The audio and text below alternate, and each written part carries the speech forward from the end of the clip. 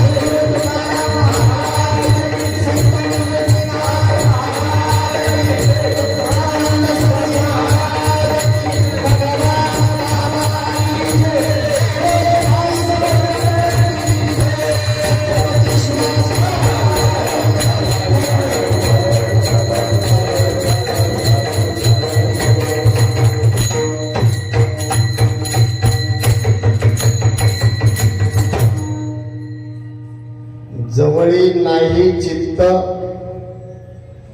काय मांडिले प्रेत कैसा पाहे चंद्री दृष्टी दीपस्नेहाचे शेवटी कांतेलेशे श्वान दाही दिशा हिंडे मन कैसा पाहे चंद्री दृष्टी दीपस्नेहाचे शेवटी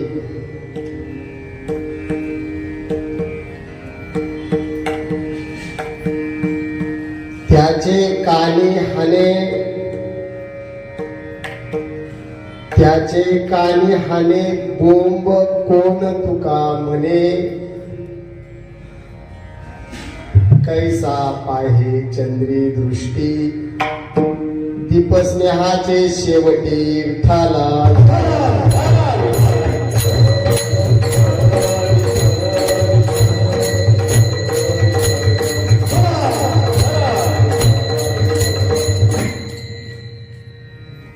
जवळी नाही चित्त काय मांडिले प्रेत कैसा पाहे चंद्री दृष्टी दीपस्नेहाचे शेवटी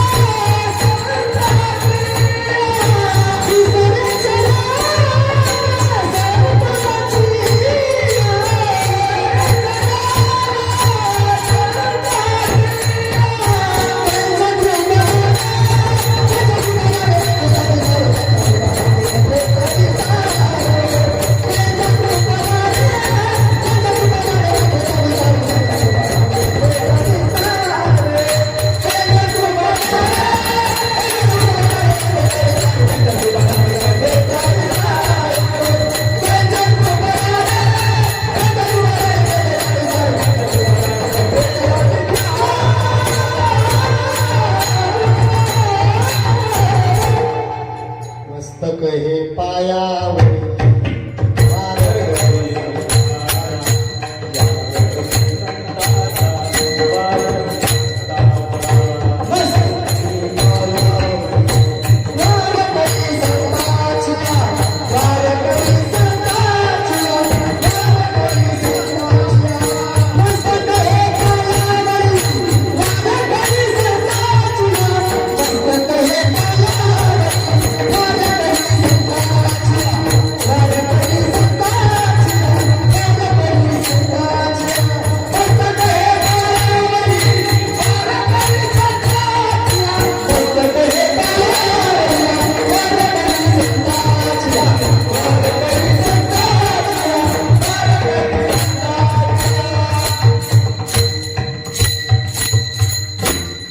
जवळी नाही चित्त काय मांडिले प्रेत कैसा पाहे चंद्रदृष्टी दीपस्नेहाचे शेवटी प्रस्तुत प्राप्त प्रसंगी कीर्तन रूपी सेवेसाठी घेतलेला अभंग जगद्गुरु जगद्वंद्य संत शिरोमणी संत सम्राट देहूचे सुप्रसिद्ध साधू वारकरी संप्रदायाची शान हिंदुत्वाचा स्वाभिमान भारतीय संस्कृतीचा सन्मान असणाऱ्या जगद्गुरु तुकोबारायांचा 4 चरणाचा 26 शब्दाचा खंडारकर गाथा भाष्य 1971 नंबर वाचा आणि शासकीय प्रतीक 2045 नंबरचा अत्यंत अल्प शब्दाचा आणि मुख्य साधनाची परमार्थात आवश्यकता आणि त्याचं नामनिर्देशन करणारा विठ्ठला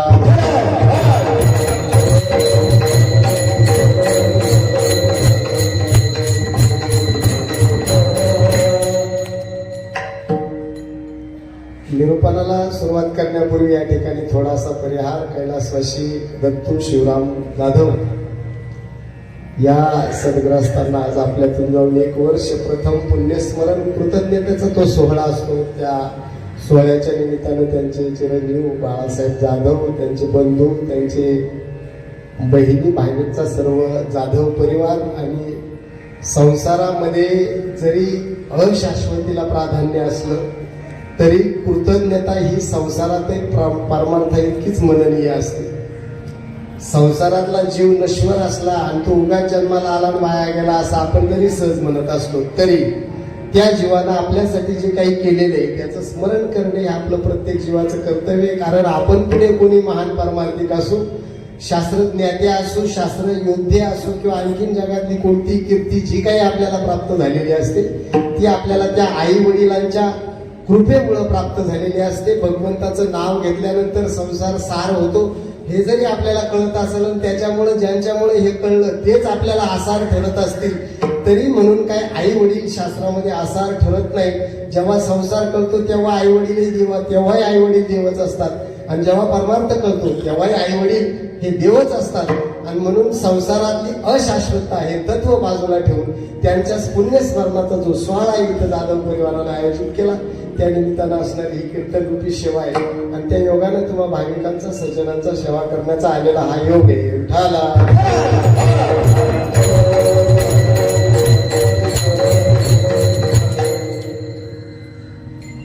निरूपणाकडे वळण्यापूर्वी आणखीन एक छोटस स्पष्टीकरण. असं अभंग थोडा नवीन आहे. काय असतं ते अलीकडे नवा अभंग घेतला की सगळी माझी मित्रमंडळी बिचकलेली असते. हे काय तुमचं तसं काय घाबरायचं कारण नाही. अभंग एकदम छोट्या शब्दाचा अभंग मी नवीन का घेतो त्याचं कारण सांगतो. नवीनाकडे वळल्याशिवाय अभ्यास होत नाही. माझी पद्धत अशी कीर्तन असलं तर घरी उद्या परवा तारीख असेल त्यावेळेला ते गाथा उचकायची आणि ते 2 पानं जे समोर पडतील त्याच्यात कीर्तनाला योग्य वाटेल तो घ्यायचा. एक मागचा पाठातला कोणताच अभंग नापाठ नसतो, कोणताच अभंग पाठ नसतो. कशावरून सांगतो मी, कारण पाठ अभंगाप्रमाणे आपण वागत नाही आणि नापाठ अभंगाप्रमाणे आपण वागत नाही. म्हणजे आपला वागणं आणि आपला पाठ याच्यात काही परिपाठ हरिपाठही जरी आपला पाठ असला तरी भांडणंही आपला पाठच आहे. त्याच्यामुळे त्याला काही पिचकायचं कारण नाही. नवीन असला म्हणूनही घाबरायचं कारण नाही. त्या योगाने ही सगळी मंडळी आमचे कैलास महाराज जाधव, आमचे विजूबा, बरं ही सगळी दोस्त बरोबरचीच मंडळी उपलब्ध असल्यावर घ्यायचं काही कारण नसतं. सगळा पहिला प्रयोग इथून करायचा, तेही घाबरण्यासारखं काही नाही. अभंग अर्थाच्या दृष्टीने फार बाहेरचा नाही आणि त्यात आजकाल सुविधा इतक्या झाल्या का काल त्यांना पाठवून एक वेळेला माझाही चुकू शकतो पण त्यांचा पाठ असू शकतो. त्याच्यामुळं व्हॉट्सअप आपल्याला सगळीकडे पोहोचवतो.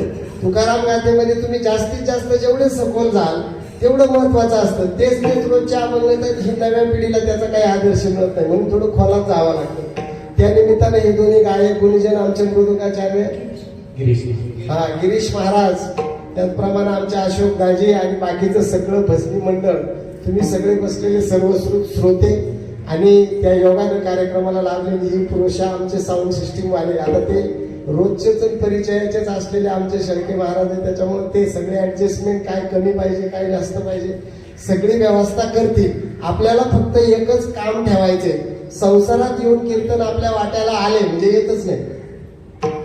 अमेरिकेत कोणा एखाद्या माणसाने ठरवलं मला आता थोडा वेळ कीर्तन ऐकायचं ते शक्य आहे का? नाही, शक्य नाही. आणि शक्य झालं तरी प्रत्यक्ष नाही, परोक्ष. त्याला युट्यूबवर ऐकावं लागेल, कुठेतरी सर्च करावं लागेल, त्या काचेत पाहून त्याला ते कीर्तन ऐकता येईल, ते हरिनाम ऐकता येईल. युरोपातल्या एखाद्या माणसाला असं वाटलं की मला आता ज्ञानबा तुकाराम हे भजन म्हणायचे किंवा दिंडी पाहिजे, शक्य आहे का? शक्य नाही. आणि असलं तरी ते परोक्ष आहे, प्रत्यक्ष नाही. का? त्याच्या नशिबामध्ये ते भाग्यच नाही. आपल्याला मात्र संसारात थकलं तरी घ्यायला हरिनाम आहे. संसारासहित संसार अगदी प्रेमानं आणि आवडीनं करीत घ्यायचं ठरलं तरी हरिनाम घेता येतं. संसाराला कंटाळून हरिनाम घ्यायचं ठरलं तरी हरिनाम घेता येतं. आणि संसार पूर्ण सोडून त्याग करून हरिनाम घ्यायचं ठरलं तरी हरिनाम घेता येतं. आणि विशेष म्हणजे हे हरिनाम घेताना आपल्याकडे कोणतीही अट लावली जात नाही का तुझं आता हे वय, तुझी आता ही जात आहे, तुझं हे आता असे आणि तुझं हे आता तसे. तुझ्याकडे पैसे नाहीये आणि तू शिकलेला नाही, याला कोणत्याही गोष्टीची आपल्याकडे आट नाही. तुकोबाराय सांगतात आपल्याकडे फक्त एकच आट आहे, जेव्हा जेव्हा हरीकडे जाशील तेव्हा तेव्हा चित्त बरोबर घेऊन जायचं. ते चित्त एकदा बरोबर नेलं, चित्त बरोबर घेतलं तर मात्र तू हरिनामामध्ये तरशील. आणि चित्त बरोबर नसला तर तू सारखा आळंदीच्या मंदिरामध्ये आजारापेक्षा खाली जरी रामराम म्हणत बसला तरी तुझ्यात आणि प्रेतामध्ये काही फरक नाही. तुझं तिथलं जे बसणं आहे ते कसं आहे माहितीये का, तारकटलेली दृष्टी असते ना एखाद्याची, तारकटलेली दृष्टी. कैसा पाहे, आता इथं देखे असा पण पाठ आहे. कैसा पाहे चंद्री दृष्टी, आपण म्हणतो त्याची चंद्री लागली म्हणजे तंद्री लागली. पण ती तंद्री लागली याचा अर्थ काय माहिती का, ती तंद्री जरी त्याची देवाकडे पाहत असली तरी त्याच्या मनामध्ये वेगळीच तंद्री असते, त्याला चंद्री दृष्टी असं म्हणतात. ह्या चंद्री दृष्टीनं जरी तू फक्त म्हणून दिसत असला तरी तुझी अवस्था ही संपत आलेल्या तेलाचा दिवा जसा असतो, फार नाजूक झालेला, कोमल झालेला, आत्ताच विजणार आहे, अशी अवस्था तुझ्या त्या भक्तीची आहे. त्याच्यामध्ये तुझं काही ध्यान नाही. कारण का, तर तुझं आतमधलं जे मन आहे, जे तिथं असायला पाहिजे होतं, ते पिसाळलेल्या कुत्र्यासारखं ह्या बांधावर आहे, त्या विहिरीवर आहे, या मुलीजवळ आहे, त्या मुलाजवळ आहे, ह्या नातेवाईकाजवळ आहे, त्या स्वार्थाजवळ आहे, इथं पैशाजवळ आहे. ते पिसाळलेल्या कुत्र्यासारखं 10 दिशा हिंडते. आता असं पिसाळलेलं कुत्र रानामध्ये जर गणगण करत हिंडत असेल तर तुकोबाराय सांगतात त्याच्या कानामध्ये कोणी बोंब मारायची, हरिनामाची. कोण बोंब मारू शकतो त्याच्या कानामध्ये? आणि जर त्याच्या कानामध्ये बोंब मारता आली असती तर जगात सगळ्यांचं कल्याण झालं असतं. पण तुकोबाराय सांगतात जर त्याचं चित्त जोपर्यंत त्याच्या जवळ नाही त्याच्या कानात हरिनाम सांगण्याला काही अर्थ नसतो. हा झाला अभंगाचा थोडक्यात भावार्थ. झाला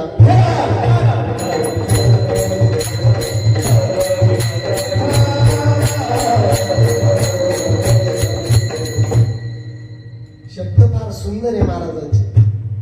महाराज नेहमी परफेक्ट बोलतात, एकदम परिपूर्ण बोलतात, ज्याच्यामध्ये जागाच ठेवत नाही. म्हणजे परमार्थाचं मुख्य साधन आहे माणसाचं मन. जोपर्यंत मन त्याच्या बरोबर नाही तोपर्यंत परमार्थाला काय अर्थ नाही. एकदम सामान्य गोष्ट. बघा आता ह्या मनाच्या बाबतीमध्ये महाराजांनी अगोदर पासून बरचसं मार्गदर्शन करण्याचा प्रयत्न केलेला आहे. आणि मनाला इतकं ठासून सांगितलंय, काळ आला जवळ ग्रासा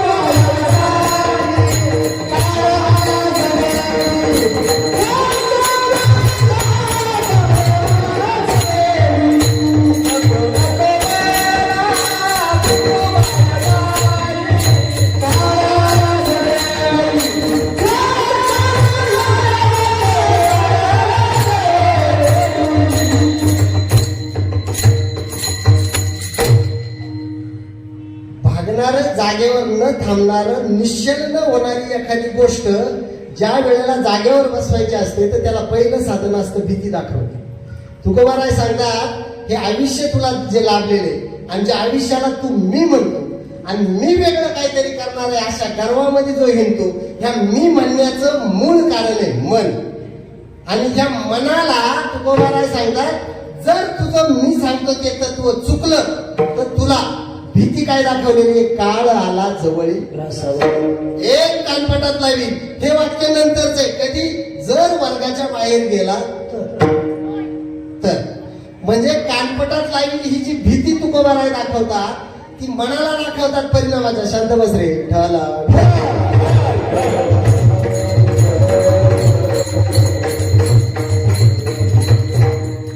म्हणजे त्या विद्यार्थ्याला कानपटात बसणे हे जे भय दाखवलेले ते भय वर्गातून बाहेर जाऊ नये याच्यासाठी, म्हणजे निश्चलतेसाठी. तसं काळ आला जवळी ग्रासावया हा जो भीतीचा बडगा दाखवलाय का, अरे वेळा तू मी म्हणणार आहे, तू राजा आहे. एखादा सांगतो का नाही, राजा माझा सासरा आहे, सोडविणार राजा. इथं काहीच नाही. तुझ्याकडे किती धन पैसे काही कामा येणार, करोनी जतन, करोनी जतन.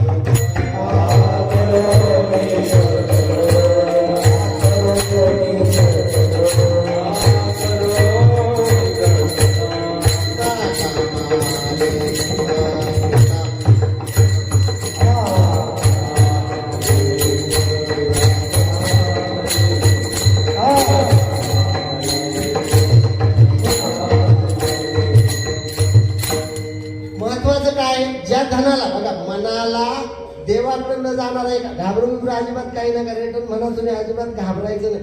अभ्यासात कधीही घाबरायचं नाही. तुका म्हणे एक अभ्यास कारण ध्यानात ठेवायचं, कारण अभ्यास तुका म्हणे, घाबरायचं काही नाही. टेन्शन तुम्ही घेऊच नका. जे विषय मी आहे, तुम्हाला काय करायचंय, मी तुम्हाला कोणी वाद आला तिथपर्यंत मी त्या सगळ्यांचे अर्थ सांगून दिला बघायचे. चुकल्याचं मागे राहिल्याचं पुढे राहिल्याचं द्यायचं नाही. इथं महत्वाचं काय आहे, जवळही नाही चित्त. मनाला भीती दाखवली ही पहिला प्रकार आहे. भीती दाखवल्यानं जर मन ऐकत नसेल तर अजून काय नुकसान होणार आहे ते तुकोबा राय सांगतात. ज्या संसाराला तू मी आणि माझं म्हणतो बरं का, त्या संसारात कोणत्याही प्रकारची रिफंडिंग म्हणजे पुनर्प्राप्ती तुला काहीही होणार नाही. याचं एक उदाहरण तुकोबा राय देतात का, ज्या संसाराला सुख समजून लोक त्याच्या मागे आतापर्यंत धावलेले, त्या संसारामध्ये प्रत्यक्षात काही दुःख बांधवली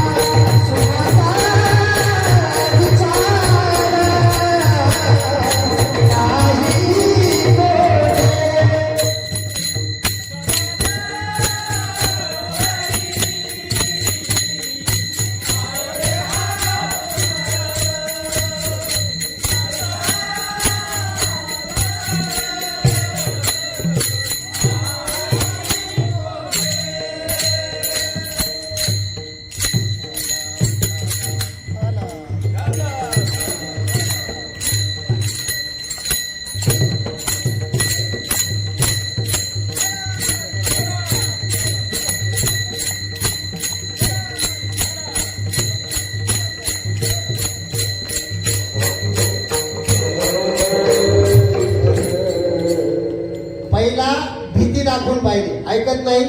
दुसरं पुढे काय होणार आहे ते स्पष्ट करून सांगितलं का, ज्याच्यामध्ये तू जाणार आहे मी आणि माझे म्हणून, ते ज्या परिणामासाठी तू तिथं जाणार आहे ते त्याच्यातून तुला मिळणार नाहीये. दुःख बांधवडी आहे हा त्याच्या मागचं प्रमाण ज्ञानवरायांचं. संसार दुःख मूळ चुकीकडे नुसता विस्तव ज्ञानवराय सांगतात माझा अनुभव. संत हे अनुभवाने सांगतात, लक्षात ठेवा. अहो परमार्थ संसार सोडून परमार्थ सत्य हे जेव्हा सांगायला संत गेले तेव्हा सुद्धा लोकांनी त्यांच्या परमार्थाचाही विस्तव बनवलाय. ते संसाराचं सुख बनवून देतील का? तुकोबारायांनी परमार्थाचा मार्ग सांगायला सुरुवात केली, अगदी सरळ मार्गाने. ध्यानात घ्या, ज्या तुकोबारायांनी या महाराष्ट्रासाठी परमार्थाचा मार्ग सुकर केला, उंचावरून खाली आणला, जो संस्कृताच्या पेटीमध्ये बांधलेला ब्रह्मज्ञान नावाचा रत्नाचा हिरा संदुकीमध्ये गुंडाळून ठेवलेला होता, तुकोबारायांनी त्याचं कुलूप काढलं आणि ते काढून इथपर्यंत आणलं. वेदांचा तो अर्थ आमाशीच ठावा इतरांनी व्हावा इतक्या सरळ वरून खालपर्यंत आणलं. तरी सुद्धा तुकोबारायांच्या संसाराच्या बाबतीमध्ये लोकांनी शंका घेतल्या. मंबाजी गोसावी त्या देऊमध्ये राहायचे, नीट आहे. आता हे जे मंबाजी गोसावी होते नाथपंथाचे साधू होते. साधारण 6 वर्ष ते देहूमध्ये राहिले, जास्त नाही. म्हणजे तुकोबा हयात असतानाच्या काळात. त्याच्या पुढे 1656 साली ते वारले. ह्या मंबाजी गोसाव्यांचं इतकंच म्हणणं होतं. तुम्हाला त्याच्यात एक मार्मिक गोष्ट सांगतो. ब्राह्मणांनी आणि गावातल्या सर्व लोकांनी मी साधू हयात असताना, मी साधू कोण, मी साधू म्हणून हयात असताना तुकोबा रावाच्या एका क्षुद्रवाण्याचं दर्शन घ्यावं का? तुकोबाची जात क्षुद्र आहे असं त्याचं म्हणणं होतं. आणि म्हणून त्यानं तुकोबांचं दर्शन घेण्यासाठी काय झालं, बहिणाबाई शिवरकर नावाची एक स्त्री संत होती, ती कोल्हापूरला राहायची. जयराम स्वामींच्या कथा कीर्तनामध्ये तिने तुकोबारायांचं नाव ऐकलं. त्या काळामध्ये महाराष्ट्रात काय अशा प्रकारची कीर्ती वगैरे पोहोचवायला दुसरं साधन नव्हतं. कथा आणि वक्तृत्व हेच एक कारण. जयराम स्वामी वडगावकरांचे कीर्तन तिने ऐकले. त्या कीर्तनामध्ये तिने ऐकलं तुकोबाची पदे अद्वैत प्रसिद्ध. अद्वैत प्रसिद्ध शब्द ऐका, हे तिथं ऐकले तिनं, इथून तिथपर्यंत पोहोचलेले. मग तिथं ऐकल्यावर तिनं तिच्या नवऱ्याला सांगितलं, पतीला म्हटले महाराज आपण एकदा देऊला जाऊ. तेव्हाची गोष्ट आहे बरं. आजही आपल्याला देऊला जावं असं वाटत नाही, इतका आपला देह संसारामध्ये आपण बाहून टाकला. देऊला जाणं म्हणजे काय? नीट आहे का? देऊला जाणं म्हणजे काय, आळंदीला जाणं म्हणजे काय, आणि पंढरीला जाणं म्हणजे काय ते सांगतो. मरणानंतर मोक्ष मिळवायचा असेल तर पंढरी. थोडं सूक्ष्म आहे. मरणानंतर मोक्ष मिळवायचा असेल तर पंढरी. कारण पंढरी हे आत्मस्वरूपाचं स्थान आहे. व्यवस्थित ऐका, पंढरी हे आत्मस्वरूपाचं स्थान आहे. संसारासह मोक्ष मिळवायचा असेल तर आळंदी. श्रेष्ठ कनिष्ठतेने सांगतो तुम्हाला. कारण का? आळंदी हे ज्ञान स्वरूपाचं स्थान आहे.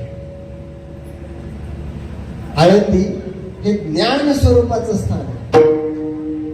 मृत्यूनंतर मोक्ष मिळवायचा असेल तर पंढरी.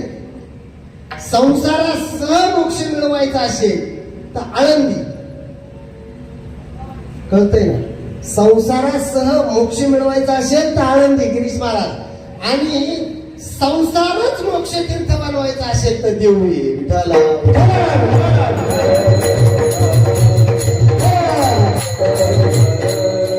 कळलं नाही? परत सांग. मेल्यावर मोक्ष मिळवायचा असेल तर पंढरी, संसारासह मोक्ष मिळवायचा असेल तर आळंदी, आणि संसारच मोक्ष तीर्थ करायचा असेल तर सगळ्यात जवळ आळंदी पासून कोणतं गाव आहे? देऊ. तुकोबाराय कधी देऊला गेल्याचं ऐकिवा ते? आळंदीला गेल्याचं ऐकिवा ते? नाही. का नाही गेले ते? आळंदीला जाऊन संसारासह मोक्ष मिळवण्यापेक्षा त्यांनी संसारच मोक्ष बनवला. का?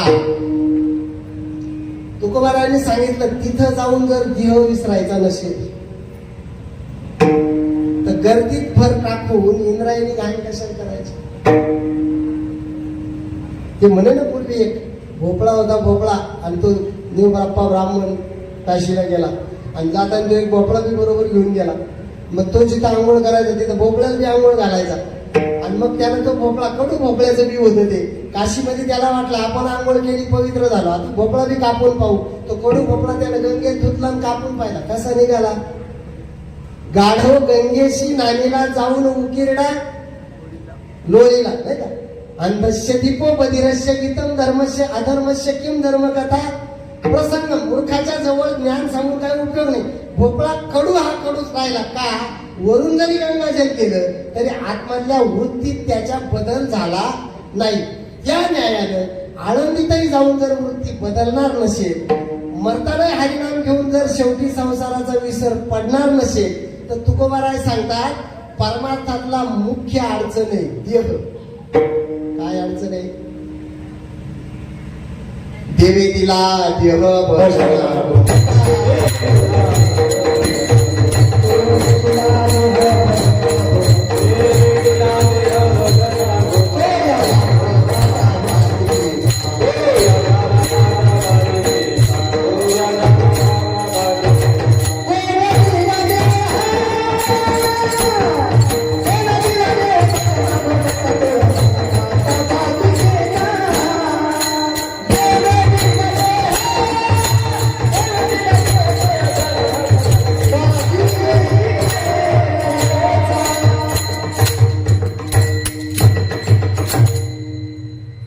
मर्मार्थ अभंगाचं समजून घ्या. देवानं भजनाला देह दिलाय, भजन कुठे करावं हे सांगितलं. भजनाचं स्थान निश्चित नाही, भजनाचं साधन निश्चित. ज्ञानोबरायांच्या हरिपाठाकडून खाली या पाहिजे. सांगितलं स्थळ त्यांनी, काळ वेळ नाम उच्चारता.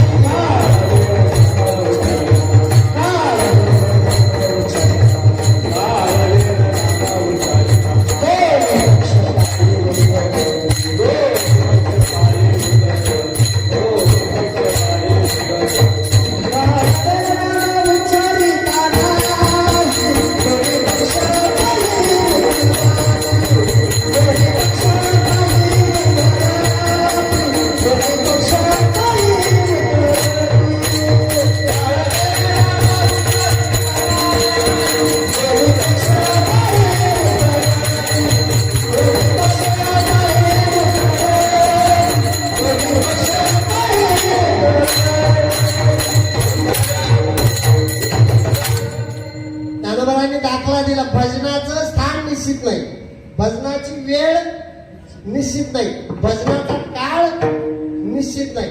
तुकोबारायांनी त्याच्याही पेक्षा स्थान निश्चितीला आणखीन सोपं प्रमाण त्याच हरिपाठात जो शेवटी तुकोबारायांचा अभंग म्हणायचा प्रमाण म्हणून दिला जातो, तिथं तुकोबारायांनी ती जागा सांगितली. न लगती सायाच जाळे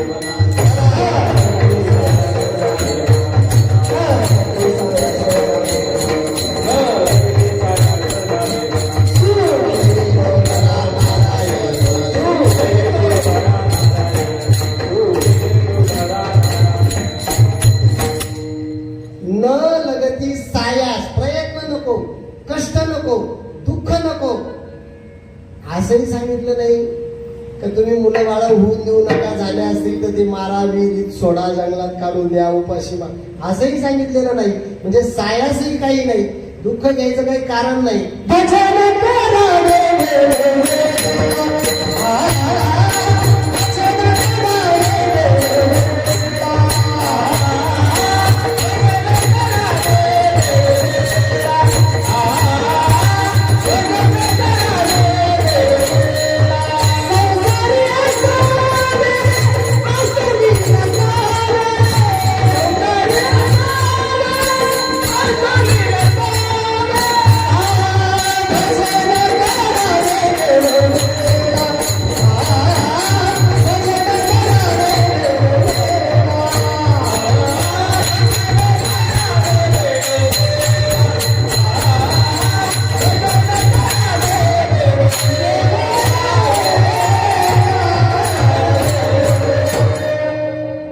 भजनाला साधनाच्या बाबतीमध्ये निश्चित केलंय, पण स्थळ काळ वेळेच्या बाबतीत निश्चित केलं नाही. आता थोडासा विरुद्ध बाजूने एक प्रश्न तुम्हाला होतो, कळसाखाली मंदिर असतं का मंदिराला कळस असतो?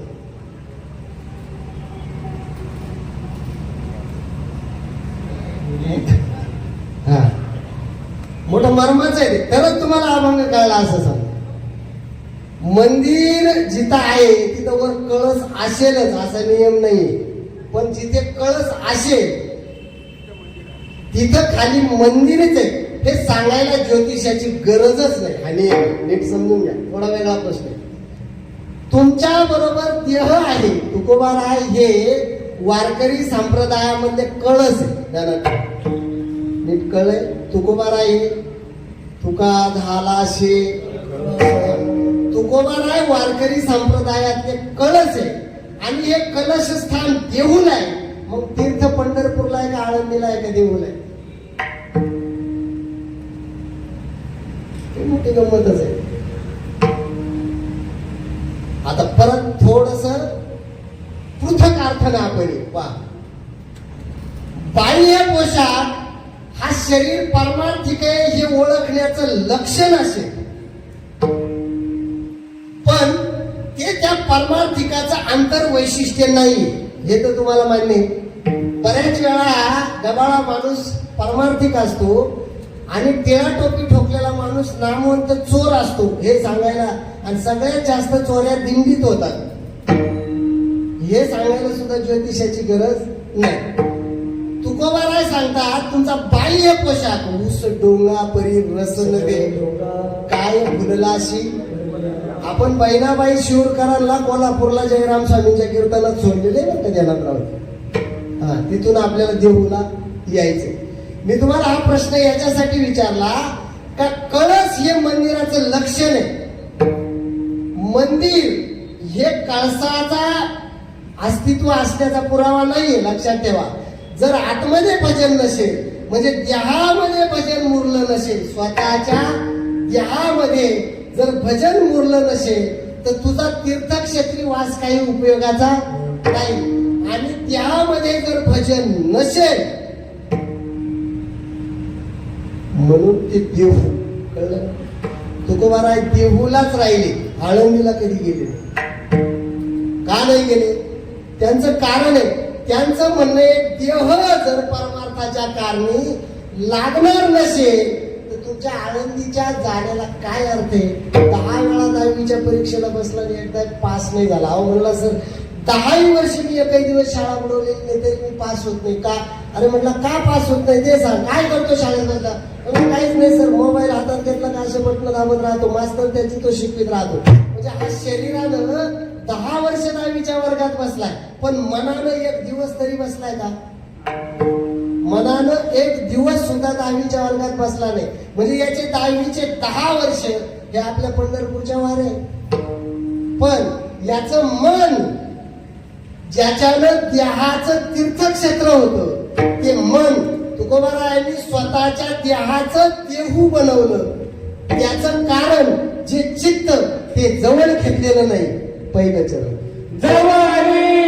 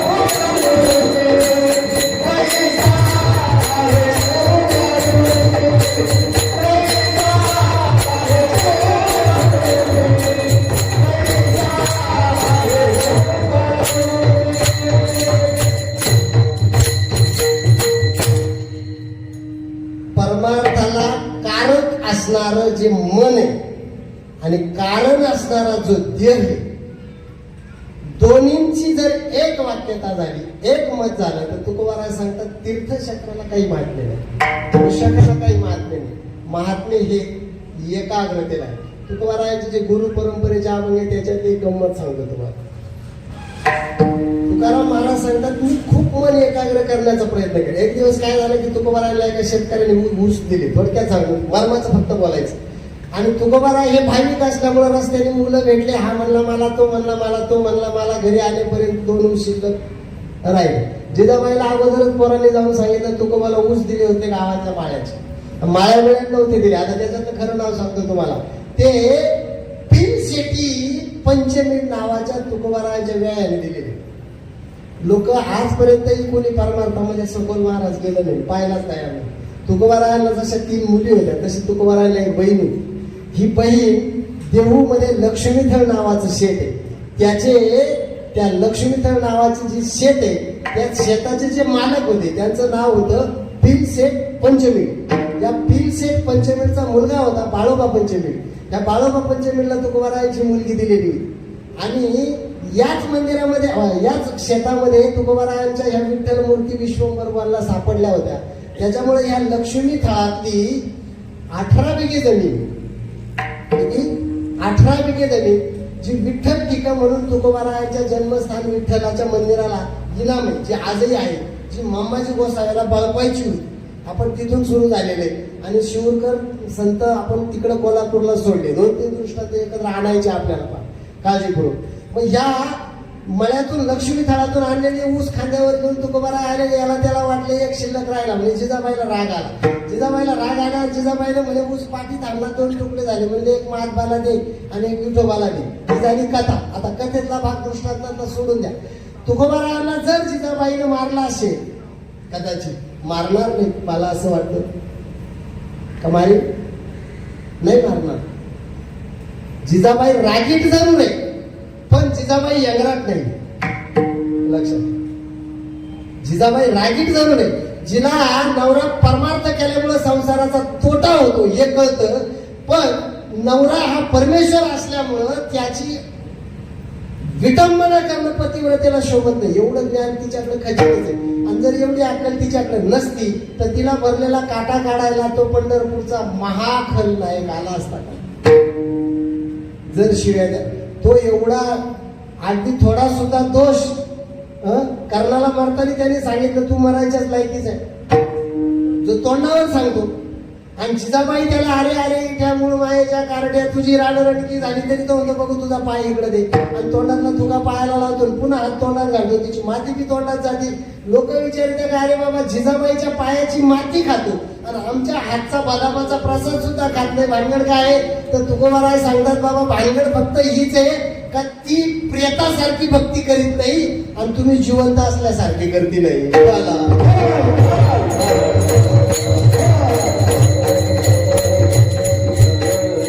आणि त्याच्यामुळे ज्या शिव्या मात्र जिजाबाई बोलली तुकोबांना फार लागली, इतके वाढले म्हणजे तुम्हाला साधा प्रपंचाच्या अक्कलने निदान लोकांनी दिलं होतं.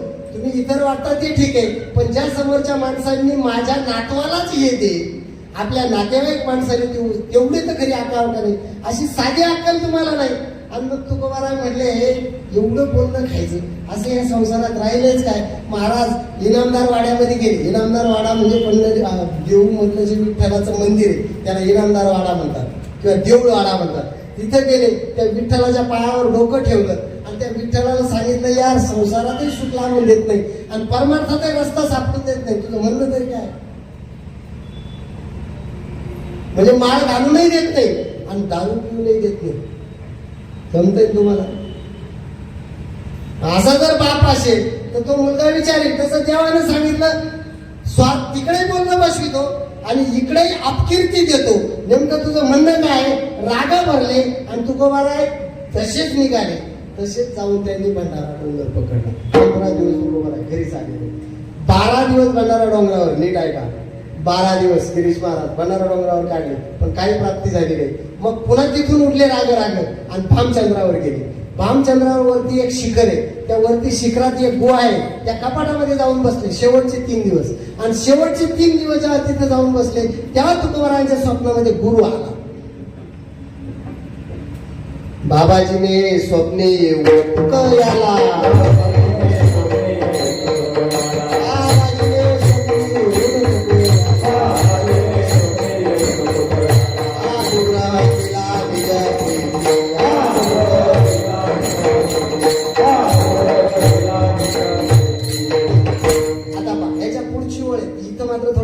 तपासायचे. बाबाजीने स्वप्नी येऊन तुका याला अनुग्रह दिला 14वा दिवस, भामचंद्रावरचा 2रा दिवस पाठ. बाबाजी आले आणि सांगितलं बर प्रसाद आहे तुला, प्रसन्न झाला, आता ब्रह्मज्ञानाची वाट तुला सापडेल, पण कशी सापडणार? तुकोबारायांनी विचारलं कशी सापडणार? बाबाजी म्हणले एकदम सोपी दक्षिणा द्यायची, घरी जायचं आणि पावशेर तूप घेऊन यायचं. काय घेऊन यायचं? सोपं आहे का नाही? काय घेऊन यायचं? पावशेर तूप घेऊन यायचं आणि तेवढं मला द्यायचं. तुकोबाराय सांगतात बरं का, असा दृष्टांत दिल्यानंतर मी उठलो घरी गेलो. घरी गेला तर काय भानगड झाली? काय कळे उपजला अंत. अभंग गुरु परंपरेतले ओळ नीट आहे का? आता या काय कळेमध्ये गिरीश महाराज हा कळे शब्द मोडी लिपीत लिहिलेला असल्यामुळं नंतरच्या उत्तर अभ्यासकांना तो वाचता आला. खरा तो शब्द कळे नाहीच.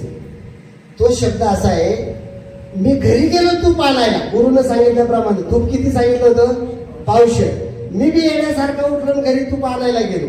आणि आता घरी तूप म्हणजे तेव्हा गाईचं. ज्या माणसानं प्रपंचामध्ये रुपया कमवलेला नाही आणि परमार्थामध्ये रुपया दान द्यायची कसर केलेली नाही, त्याला बायको तूप सहज देईल का? म्हणजे हा नेऊन वाटणारच आहे बा. हे माहीत असल्यावर सुद्धा तुम्ही नवरा घरी आला तर तुम्ही त्याच्याकडे सगळ्या दया दुधाच्या हांड्या काढून द्याल का? द्या बा आणि द्या वाटून नाही. मग तुकोबाराय म्हणतात माझं बी तसंच झालं. मी तूप आणण्यासाठी घरी गेलो तर जिजाबाईंनी सांगितलं कमाई शून्य, सवड घडीची नाही, कमाई कवडीची नाही, आणि वाटायला मात्र तुम्हाला तूप पाहिजे. काय कले असं नाही, काय कल हे उपजला अंतर आहे. कल हे भांडण झालं दोघांचं. कोणाचं? पत्नीचं आणि तुकोबारायचं. आता देहू जर शरीर मानलं तर भांडण होत असतं वासनेचं आणि मनाचं. कोणाचं होत असतं? म्हणजे तुकोबाराय काय तिथली वृत्ती सोडून घरी गेली नाही, पण जेव्हा मन पावशेर तूप द्यायच्या तयारीला लागलं तेव्हा वासना आडवी पडली. ही पत्नी कोण? अरे म्हणलं तू जर तुझं सगळं मन याच्या हवाली करणार आहे तर उद्या त्या लेकरा बाळांचं काय होईल? काय कल हे उपजला अंत राय, म्हणून या काय त्वरा झाली. पण तरी सुद्धा तेवढ्या घाई गडबडीत तुकोबाराय म्हणतात मला ते पावशेर तूप देता आलं नाही, म्हणून आणखीन एक दिवस पुन्हा समाधी धरली, नाम जप आरंभला. आणि मग 15व्या दिवशी पुन्हा बाबाच्या स्वप्ने आल्यावर पुन्हा सांगितलं का अरे बाबा तुकोबाराय म्हणले महाराज मला सांगा का तूप नेमकं कोणतं. मग बाबाजींनी सांगितलं हे पहा बाळा तूप नेमकं कोणतं ते सांगतो. आणि तुला ते आणायला घरी जायची काही गरज नव्हती, तुझ्याकडेच ते होतं. तू ज्याला मी म्हणतो हे 1 किलो आहे. तू ज्याला मी म्हणतो हे 1 किलो आहे म्हणजे पूर्ण आहे. तू स्वतःला पूर्ण समजतो याला 1 किलो म्हणा बरं का. पण या मी मध्ये काय काय आहे? मी म्हणायला ज्याला बुद्धी नाहीये त्याला मी म्हणणं जमतंय का? वेडा आहे बा त्याला, त्याला मीपणा असतो का? नाही. वेड्याला मीपणा नसतो कारण बुद्धी नाही, आणि बुद्धिवानाला मीपणा नसतो कारण अहंकार नाही. लक्षात ठेवा. म्हणजे आपण ज्याला मी म्हणतो हा संपूर्ण मी 4 गोष्टींची जाणीव असली तर सिद्ध होतो. ध्यानात ठेवा. पहिला मी सिद्ध करतो अहंकार, दुसऱ्यांदा मी सिद्ध करतो चित्त, तिसऱ्यांदा मी सिद्ध करते बुद्धी, आणि चौथ्यांदा मन बुद्धी चित्त आणि अहंकार हे एकत्र झाले का काय सिद्ध होतो? मी. मग बाबाजींनी सांगितलं हे मन बुद्धी चित्त आणि अहंकार, मन बुद्धी चित्त आणि अहंकार हे 4 एकत्र केले का मी, आणि याला भागलं का त्याचे 4 तुकडे होतात. मन वेगळं होतं, बुद्धी वेगळी होते, चित्त वेगळं होतं आणि अहंकार वेगळा होतो. अहंकार संसाराचा पोषक आहे, बुद्धी संशयाचं कारण आहे, चित्त मोक्षप्राप्तीचं कारण आहे, आणि मन बुद्धी चित्त आणि अहंकार मन हे अस्थिरतेचं कारण आहे. मन स्थिर राहून देत नाही, बुद्धी संशय व्यक्त करते आणि अहंकार संसाराची आसक्ती निर्माण करतो. कामा येण्याजोगं फक्त कोण आहे? चित्त. मग मी नावाच्या 1 किलोचे 4 भाग केल्यावर पावशेर झालं चित्त, पावशेर झालं मन, पावशेर झाली बुद्धी आणि पावशेर झाला अहंकार. याच्यातला फक्त मला काय पाहिजे? तुझं चित्त. पावशेर भोजना मागती पावशेर म्हणून या काय एवढं पाव तुम्हाला दिलं का मी तुझा झालो, आणि तेवढं पाव ठेवून हे 3 जरी दिले तर त्याचा काही उपयोग नाही. जवळही नाही काय मांडी येणे प्रेत, आणि ह्या प्रेताच्या स्वरूपामध्ये जर तू माझ्याकडे येणार असतील तर मग तू कसा दिसतो?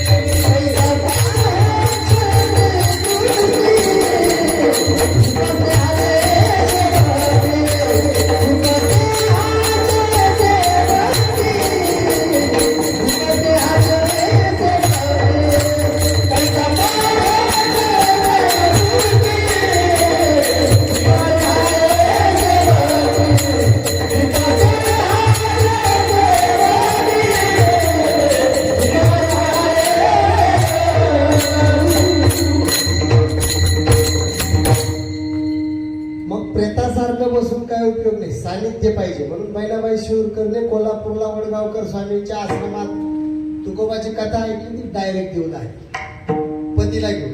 पण यांनी त्यांचं शिष्य तुकोबारायांचं पत्करलं हे त्या मंबाजी गोसाव्यांना सांगितलं. तो म्हणला, मी असून सुद्धा गुरु तो क्षुद्र तर शूद्र केला, तोही ज्ञान बळीभद्र. शब्द बघा त्याचे कसे, क्षुद्र दळिंद्री बळीभद्र. कोणाला म्हणते हे? मंबाजी गोसावी तुकोबाला म्हणते. आणि त्याला तुम्ही गुरु केलं आणि ते बी तुम्ही ब्राह्मण असून मला हे पटलं नाही. आणि त्याला काठी उचलली आणि त्या बहिणाबाई शिवरकरच्या गाईला मारलं. गाईला मारलं कोणाला? काय माणसांचं मी म्हणतो राग असतो, मला काय कळत नाही. राग कोणावर आहे? तुकोबारायांवर. राग कोणावर आहे? बहिणाबाई शिवरकरांवर. आणि मारते कोणाला? ते जसं जसं गाईला मारते तसं वळ कुठं उठत आहे? तुकोबाच्या पाठीवर. लोक पाहायला लागले त्यावेळेला तिथे 4 माणसं महत्वाचे, हाती योगी रामेश्वर भट्ट हजर होते. देहूचे प्रसिद्ध ज्योतिषी जे होते महाजी पंत ते हजर होते. आणि कोंडाजी ब्राह्मण नावाचे कोंडाजी पंत कुलकर्णी देऊचे हे हजर होते. ह्या चौघांनी हे पाहिलं का मार तिकडं आणि वळ इकडं. काय भानगडे? याला असं म्हणायचं आत्मनात्मा ऐक्य एकत्र झाले. इतकं त्याला पुढे ते हे जन न देखवे हृदय कळवळा एवढं सामर्थ्य तुकोबाराम महाराजांमध्ये प्राप्त झालेले. आणि मग तुकोबारायांनी त्या मंबाजी गोसाव्याला सांगितलं, बाबा गाईला मारू नको, काय मारायचं ते मला मार. आणि ती गाय त्यांनी त्याच्या तावडीतून सोडवली. मंबाजी गोसावी संध्याकाळी कीर्तनाला आला नाही. तुकोबा परत कुठे गेले? आता तेलाची वाटी घेऊन मंबाजीबाच्या घरी गेले आणि त्यांच्या हाताला दाबून द्यायला लागले. म्हणजे मला गाईला मारल्यामुळे कदाचित तुमचे हात दुखत असतील. चित्त शुद्ध तरी शत्रू मित्र. तरी मंबाजी कीर्तनाला यायला तयार नाही. शेवटी तुकोबाराय म्हटले, आपण असं करू, कीर्तनाला मंबाजी बाई येत नाही ना, कीर्तनच इथं करू. त्याला पुढे जागा ठरली. इथंच झालं पाहिजे, तिथंच झालं पाहिजे. जगातल्या जे खळांची व्यंकटी सांगत तिथे हा सुधारायचा असेल आणि हा देवळात येत नसेल तर देऊळ याच्या घरी बांधायचं. याला म्हणतात कळसाखाली मंदिर, मंदिरावर कळस नाही. विठाला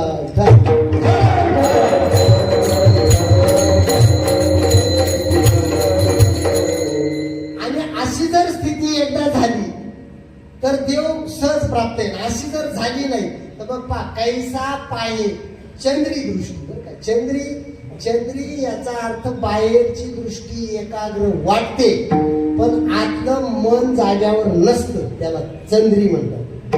आपण बोलतो ना, मी गावाला गेलो होतो, समोर भाऊ मान हलवीत राहतो, गावाहून आलो मान हलवीत राहतो, बहीण भेटली मान हलवीत राहतो, मग हाताला धक्का देतो. अरे म्हणलं तू ऐकतोय का? तो काय म्हणला? याला काय म्हणतात? चंद्री. म्हणजे आधी ते मान हलवीत होतं पण आपल्या कोणत्याही बोलण्याकडे त्याचं लक्ष.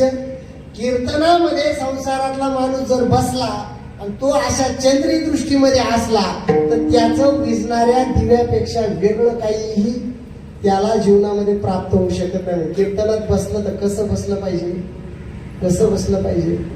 सावधान वाचा बोले नारायण. प्रमाण संतांनी अगदी तुम्हाला सांगतो शब्दच खाली जाणार नाही. सावधान वाचा नारायण म्हणणे असं बोल. म्हणून कीर्तनामध्ये जे भजन होतं ना महाराज, कधीही मंद गतीनं लावून धरायचं तरच ये म्हणतं. यांना आता वरातीपासून तर कीर्तनापर्यंत सगळीकडे गायची सवय झाली. खडबड खडबड खडबड खडबड खडबड ते म्हणते ही सगळी गडबड गडबड गडबड. यांना काही घेणं. भजन हे लावून धरलं, स्पष्ट उच्चाराने चाललं ना, विठ्ठला ठला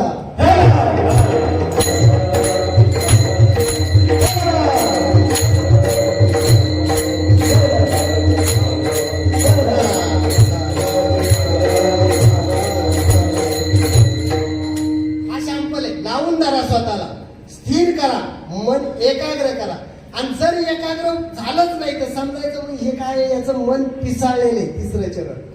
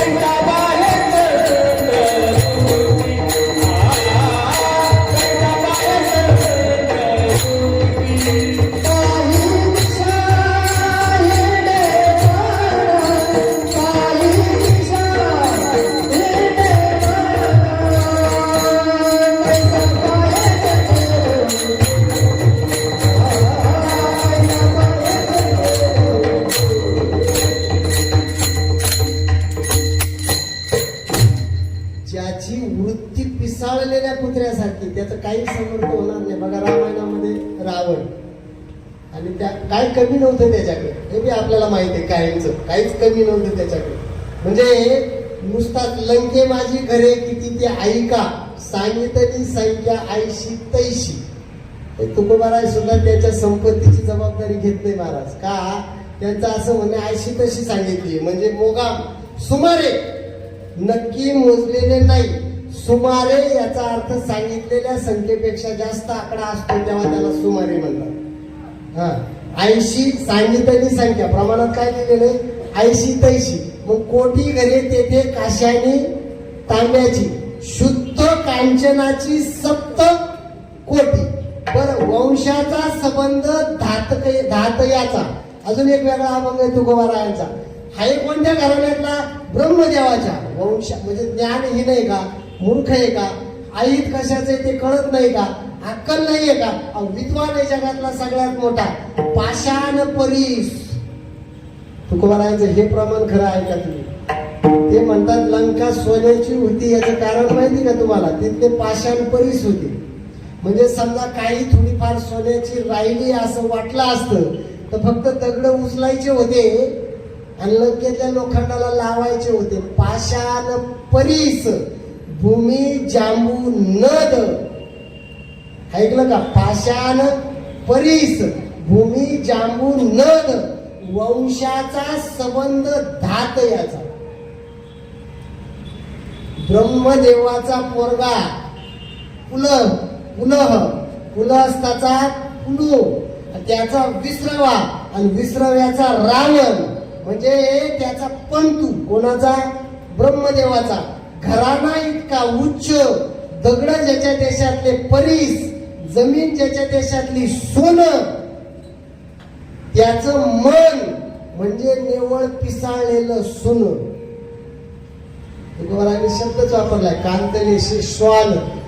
का? विमानात बसला, एवढी संपत्ती असताना रस्त्याने चालला नैमिषारण्यामध्ये चित्रकूट पर्वताच्या शिखरावर सत्ययुगाच्या सुरुवातीला वेदवती नावाची एक स्त्री देव नवरा मिळावा म्हणून तप करत होती. काय नाव होतं तिचं? वेदवती. ही वेदवती नावाची स्त्री देव नवरा मिळावा म्हणून तप करते.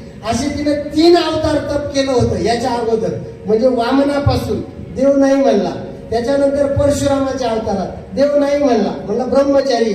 मग याचा अवतार आला प्रभू रामाचा. त्यावेळेला देवाने तिला काय कारण सांगितलं तो पुढचा भाग. पण अशी तिची तपश्चर्या त्या सत्ययुगात चालू, आणि हे विमानातून आलं आणि बघितलं, म्हणलं सुंदर स्त्री दिसली, विमान उतरवलं. पहा, ज्यानं कबीराच्या सुनेवरती बलात्कार केलाय आणि शाप खालाय. कबीर म्हणजे कोण? कुबेर म्हणजे कोण? रावणाचा चुलत भाऊ. म्हणजे त्याची संपत्ती बळकावली आणि त्याच्या सुनेवर अत्याचार केलाय. म्हणजे सुनेवर स्वतःच्या अत्याचार करणारा इतका पापी, आणि तिथं शाप मिळाला तरी दम काढीत नाही. वेदवती जवळ उतरला आणि तिचं मनगट पकडायला गेला. हे जेव्हा त्या वेदवतीनं पाहिलं, ती लांब सरकली आणि तिनं त्याला शाप दिला. अरे म्हणला, वेड्या, तुझ्या आयुष्याचं वाटोळं झालंय, घरचा शाप मिळालाय आणि तरी तुला स्त्री असता सुटत नाही. याच्यानंतर जर तू कोणत्या स्त्रीला स्पर्श केला तर भस्म होऊन जाशील. भले माझी आखी पुण्याही पाण्यात जाऊन. वेदवतीनं त्याला शाप दिला. मला सांगा, आता तरी गप राहिलं पाहिजे का? नाही राहिलं पाहिजे का? गप राहिलं पाहिजे. पण याच्याही नंतर ज्या वेळेला सीतेचं स्वयंवर मांडलं, हा महाराज धनुष्य उचलायला गेलाच की. काही गरज होती का? कांतलेशे. त्याचं मनन पिसाळलेल्या कुत्र्यासारखं, दमच निघत नाही त्याला. कितीही साखर वाढली तरी दमच निघत नाही त्याला. गेला धनुष्य उचलायला, बोकांनी घेऊन पडला. रामानं उचलवलं, वाचवलं. आता तर थांबलं पाहिजे. पण त्याच्यानंतरही लग्न झाल्या जेव्हा शूर्पणखेनं बातमी दिली का जी सीता तुला धनुर्भंग करून आणता आली नाही, ती सीता आता सध्या वनवासामध्ये पंचवटीत एकटीच आहे. गेलाच ना साधू. कांतलेशे श्वान. आणि मग प्रभू रामचंद्राने सांगितलं, सीते आता याच्या बरोबर जायच, याला सुट्टी नाही. कारण हा संतांनी सांगून सुधारण्याच्या लायकीचा राहिला. मग सीता म्हणली, तुम्ही असताना कसं जाऊ? मग प्रभू रामचंद्राने सांगितलं. आता प्रभू रामचंद्राला काय ज्ञान नाहीये का? त्याला कळत नाही काही हारीन सोन्याचं आहे. आणि ज्यानं बापाच्या शब्दासाठी अयोध्येसारख्या सुराज्य संस्थेवरती पाणी सोडून जंगलात आलाय, तो सोन्याच्या हरणाच्या चोळी तयार होण्या इतक्या कातड्या मागे धावल्या. असं म्हणता येईल का? आणि आपण म्हणतो का नाही असं कसं काय? रामाची चूक नाही झाली. राम म्हणला मी जातोच मारीच्या माग. कारण का? जेव्हा ब्रह्मज्ञान अस्तित्वात असेल त्यावेळेला मायेला काही करता येत नाही. परब्रह्म म्हणून मी लांब जातो आणि हा आला का तू होऊन याच्या बरोबर जाय, कारण हा आता तुला पकडून नेणार नाही. याला वेदवतीनं शाप दिलेला आहे. म्हणून सीता होऊनच रावणाच्या रथामध्ये बसली, लक्ष्मण रेषा मोडली आणि लंकेमध्ये गेला. काय गेला? त्याचे कान सोडायला निमित्त पाहिजे होतं. चौथं त्याचे काने हारी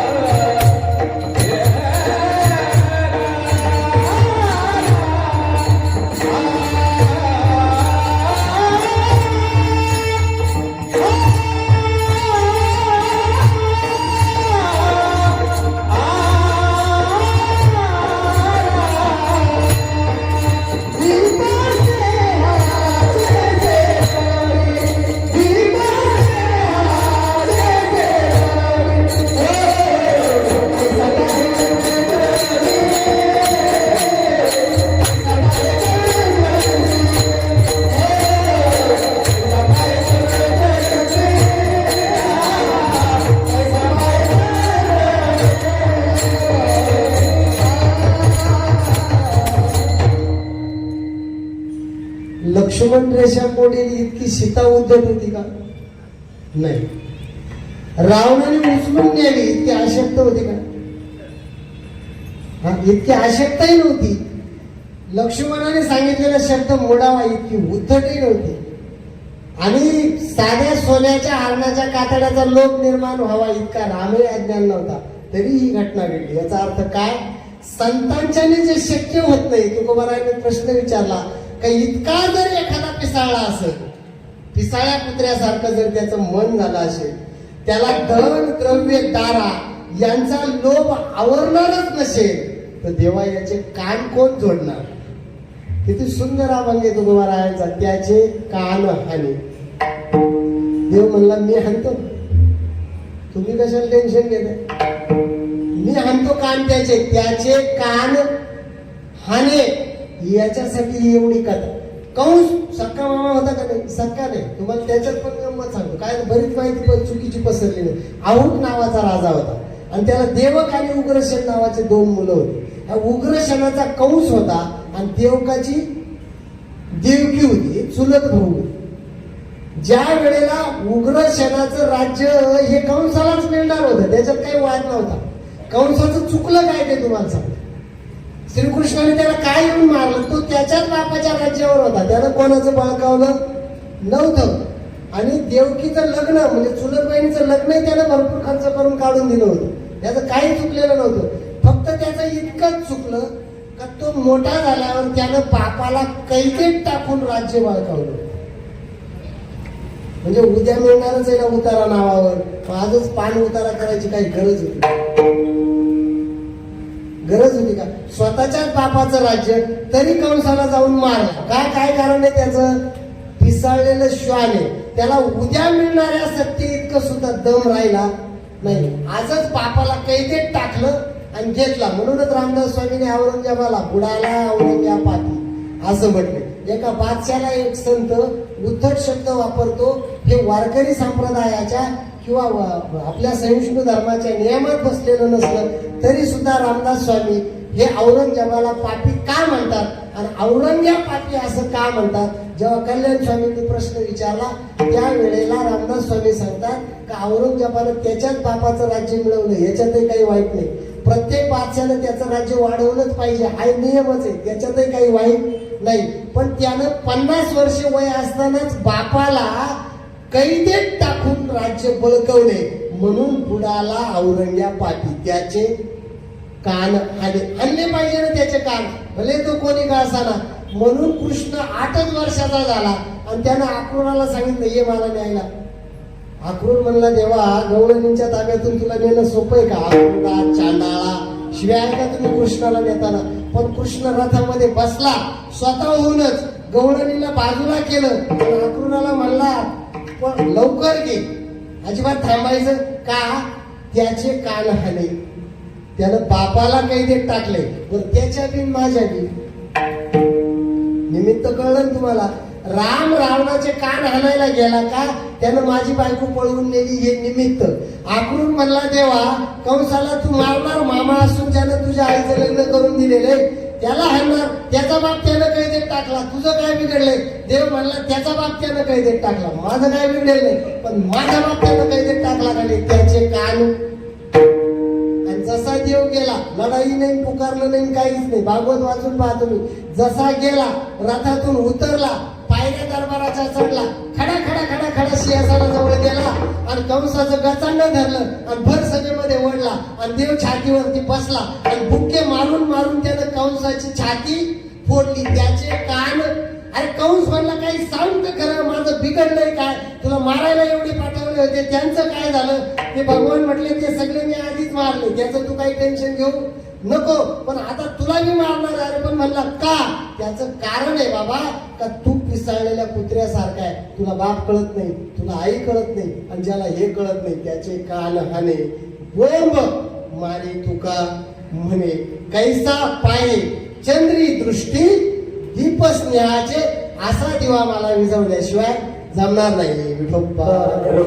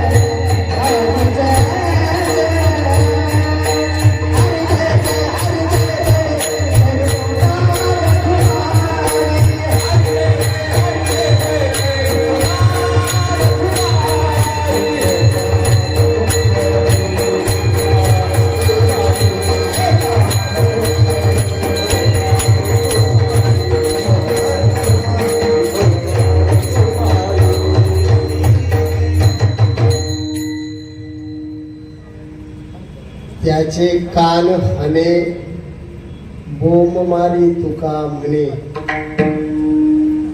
कैसा पाही चंद्री दृष्टी दीपस्नेहाचे शेवटी. अभंग कोणताही अवघड नसतो, नवीन नसतो, पाठाच्या बाहेरचा नसतो. अभंग हे फक्त आचरणाचं सूत्र आहे, लक्षात ठेवा. आचरणाने सुरुवात केला तर कोणतीही सूत्र अवघड नसतात, पण त्याला सूत्राच्या माध्यमातून जावं लागतं. आणि जर आपण म्हटलं हे आपल्या जोगीने हे तर देवानेच करायचं बघ, असं काही नसतं. देव ज्याच्यामुळं देव झाले त्याचं कारण देव आहे, लक्षात ठेवा. आपल्याला देव स्वर्गीचे आमर इच्छिता ती मृत्यू लोकी व्हावा का गायंती देवा केल गोपकानी स्वर्गाप वर्गास्पद हेतू होते. त्यांना माहिती आहे का इथं येऊन हरिनाम गायल्यामुळे देवत्व प्राप्त होते.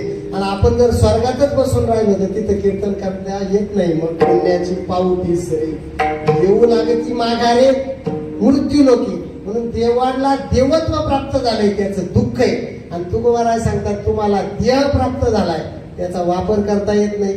त्याच्यातलं साधं साधन चित्त आहे. न पैसा लागतो न धन लागतो, फक्त काय करा वेळ. काय करतात काही माणसं, असा प्रसंगी कार्यक्रम आला ना त्याच्यात बी गडबडी करीत राहतात, याच्यात गडबड करू नका. तुकोबाराय सांगतात नियमानं सप्त्याला जा, असं आमचं म्हणणं नाही. पण तुमच्याकडे काहीतरी कारणानं, काहीतरी विधीनं, काहीतरी कर्मानं कीर्तन तुमच्या समोर आलंय ना, तेवढा वेळ तर चित्त जवळ घेऊन बसायचंच आहे ना. आता एवढे बसलोच इकडून उठायचं नाही. मग जवळ चित्त ठेवा. आणि जर जवळ चित्त नसेल तर तुमच्यात आणि मुर्द्यात काहीच फरक. ज्ञानेश्वर